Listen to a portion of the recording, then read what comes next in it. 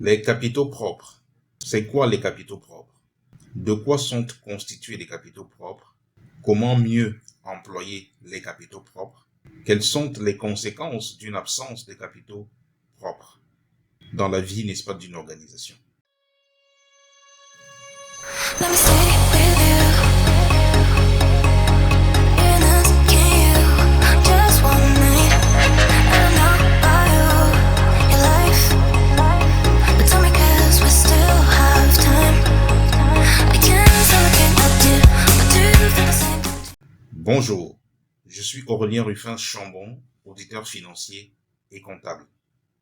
Le thème de notre réflexion ce matin, vous l'aurez compris, porte sur les capitaux propres. Disons un mot sur la définition des capitaux propres. On peut qualifier, n'est-ce pas, des capitaux propres de ressources, n'est-ce pas, dont dispose une entreprise, hormis ses dettes. Vous avez certainement entendu parler des fonds propres. Donc, les fonds propres, par assimilation aux capitaux propres, renvoient, n'est-ce pas, à la même notion.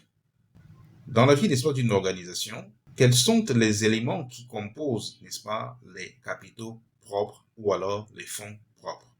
Nous avons en premier lieu le capital social, en second lieu les réserves, les reports à nouveau, les résultats réalisés, n'est-ce pas, par l'entreprise.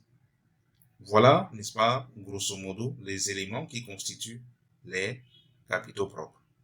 Ce que vous devez savoir, c'est que dans la vie, n'est-ce pas, d'une entreprise, lorsque ces capitaux propres sont inférieurs à la moitié du capital social, eh bien, il y a une obligation, n'est-ce pas, pour l'entreprise de procéder à ce qu'on va appeler la récapitalisation.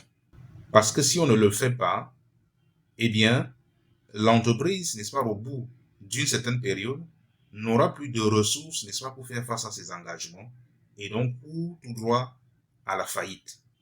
Par contre, une entreprise, n'est-ce pas, qui a une bonne situation financière, qui engrange au fil, n'est-ce pas, des années, des résultats positifs, aura à renforcer, n'est-ce pas, ses capitaux propres. Pourquoi je vous parle de cette notion ce matin?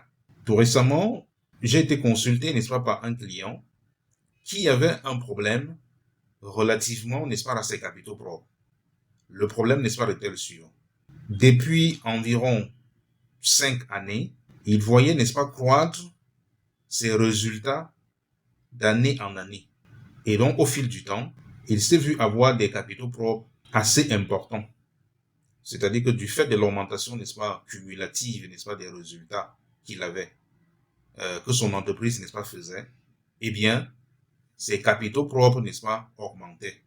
Il avait déjà procédé, on va dire, à la dotation de ce qu'on appelle les réserves légales et statutaires, et il avait même dépassé, n'est-ce pas, le seuil de 10% du montant du capital social.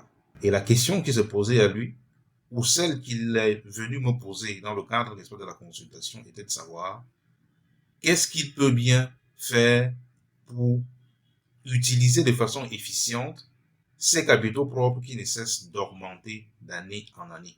Je ne vous donnerai pas tout de suite la réponse, n'est-ce pas, de la réflexion ou de la consultation, mais je voudrais vous inviter, n'est-ce pas, à la réflexion, afin que dans les commentaires, vous nous faites parvenir votre réflexion, votre attitude face à un client qui vous demande quelle peut être pour lui la solution pour utiliser de façon efficiente ces capitaux propres qui ne cessent de croître d'année en année. Quelles sont, d'après vous, les pistes, n'est-ce pas, de solutions que vous pouvez proposer, n'est-ce pas, à ces clients qui est face, n'est-ce pas, à ces besoins? J'attends, n'est-ce pas, à la suite de cette vidéo, vos commentaires et ensemble, on explorera, n'est-ce pas, les pistes qui seront proposées par vous. À très bientôt.